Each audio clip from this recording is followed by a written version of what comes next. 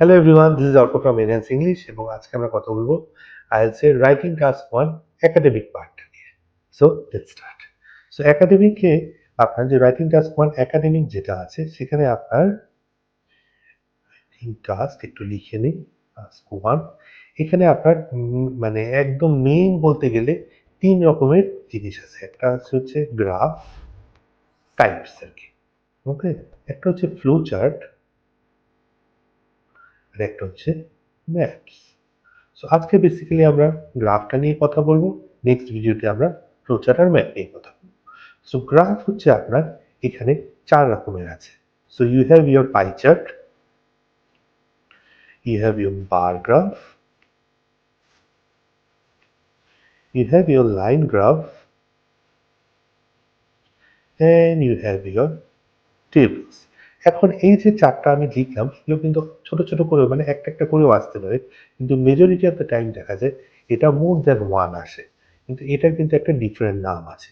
For example, যদি same type of chart একটার বেশি আসে সেটাকে বলে হচ্ছে ডাইনামিক চার্ট, which means আপনার মনে করেন পাই চার্ট দুইটা বা তিনটা, লাইন গ্রাফ দুইটা বা তিনটা, এইভাবে যখন আসে এটাকে বলে ডাইনামিক চার্টস। আর যদি একাধিক টাইপের চার্ট একসাথে আসে, ফর এক্সাম্পল একটা পাই একটা বার, বা একটা লাইন একটা টেবিল, অথবা একটা বার একটা pie, or pie bar line graph একসাথে, সেটাকে বলে হচ্ছে আপনার mixed graphs, or you can say mixed charts. So গ্রাফের বিষয়ে মানুষরা, আমি যে দেখি স্টুডেন্টরা একটু কনফিউজ থাকে, কিন্তু আমি জাস্ট একটা খুব ছোট্ট করে ডিসক্রাইব করে দেবো যে গ্রাফে কি হয়। সো গ্রাফে বেসিক্যালি ইউ ক্যান আন্ডারস্ট্যান্ড গ্রাফের নাম্বার আছে। এখন when it comes to numbers, no matter where you go, anywhere, আপনার দুটো তিনটা কাজ আপনার হবে। একটা হচ্ছে either it goes up or it goes down, or it can remain unchanged, or unchanged না বলে আমরা বললাম stable।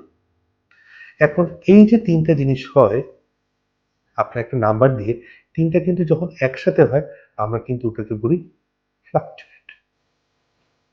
ঠিক আছে? সো আপনি no matter what graphs you see দেখবেন এই চারটার ভেতরেই এটা থাকে। আর এই যে একটা গ্রাফের ভেতর নাম্বার বাড়ছে বা কমছে, রাইজ করছে বা ড্রপ করছে, এটা দুই ভাবে হয়। একটা হচ্ছে ধীরে সুস্থে হয়, সো আপনি বলতে পারেন এটাকে স্টেডি ইনক্রিজ, অথবা এটা হঠাৎ করে বেড়ে গেছে, so dramatic increase.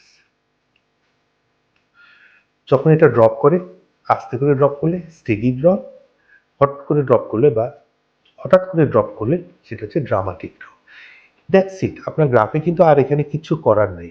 So once you figure this out যে কোন গ্রাফটা স্টেডি হচ্ছে বা ইয়ে হচ্ছে তাড়াতাড়ি করে বাড়ছে, বা একদম বাড়ছে না, বা স্টেবল হয়ে আছে, বা আপ অ্যান্ড ডাউন করছে, সেই অনুযায়ী আপনি কিন্তু ভোকাবুলারিগুলো ইউজ করবেন। অ্যান্ড রিমেম্বার, ভোকাবুলারিগুলো কিন্তু আপনাকে রোটেট করতে হবে। So if you do not rotate it, আপনার কিন্তু লেক্সিক্যাল রিসার্চে মার্কস ভালো আসতে পারবে না। তাই জন্য make sure you rotate the vocabulary, একটু সিনোনিম গুলো জেনে রাখবেন and use them properly.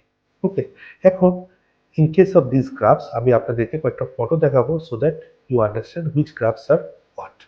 So let's have a look. So before we move on, একটা জাস্ট ছোট্ট জিনিস, no matter what writing task you get, no matter where you get, কিছু জিনিস কিন্তু সেম থাকে। For example, the first question এখানে বলা থাকে এই কোশ্চেনটার ভেতরে পিছনে 20 মিনিটসের বেশি টাইম আপনি ইউজ করবেন না। আর লাস্টের প্যারাগ্রাফে থাকে ইনস্ট্রাকশনস আরেকটা, যে যে গ্রাফটা পেয়েছেন এই ইনফরমেশনটা সামারাইজ করবেন। ওকে, মেইন ফিচারগুলো রিপোর্ট করবেন, এবং যদি কোথাও কম্পেয়ার করতে হয় কম্পেয়ার করবেন। এখানে কিন্তু বলেছে যদি কোথায় কম্পেয়ার করতে হয়, মানে সবসময় যে কম্পেয়ার করা যেতে পারে not necessary. For example, flow চার্টে কম্পেয়ার করার কিছুই নেই, বাট ইনস্ট্রাকশনসটা বলা থাকে যে ওয়ার ইট ইজ রেলিভেন্ট। অনেক স্টুডেন্ট আবার এটা ভাবে যেহেতু বলা আছে করতেই হবে, কিন্তু ডু নট ফরগেট এখানে কিন্তু ওয়ার রেলিভেন্ট এটা বলা আছে। Okay, and of course you have another instruction which says at least 150 words. আর গ্রাফ রিলেটেড মেইন কোশ্চেনটা থাকে হচ্ছে একদম মাঝখানে, যেটা গ্রাফ অনুযায়ী, গ্রাফের ইনফরমেশন অনুযায়ী চেঞ্জ হতে থাকে। So let's have a look at the graphs. প্রথমে of course pie chart, single pie chart, and it looks like a pie. তারপরে আপনার দুটো pie chart আছে, so as you can understand same type of graphs, দুটো মানে একটার বেশি, so dynamic. Moving on, we have an example of a bar graph. So আমি নামটা লিখে দিই তাহলে আপনার বুঝতে সুবিধা হবে। This is another bar graph. এখন একটা বার গ্রাফ দেখেন আপনার নিচ থেকে মানে হরাইজন্টালি আর একটা কিন্তু ভার্টিক্যালি দেখাচ্ছে।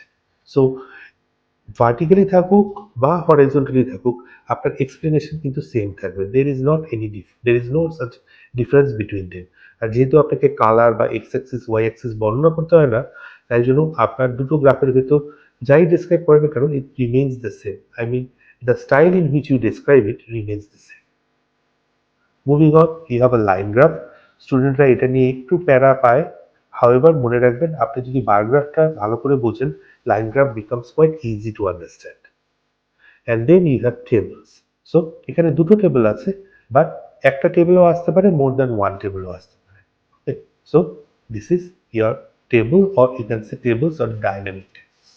So that is the end of today's video. In the next video we'll talk about flowchart and maps. See you soon.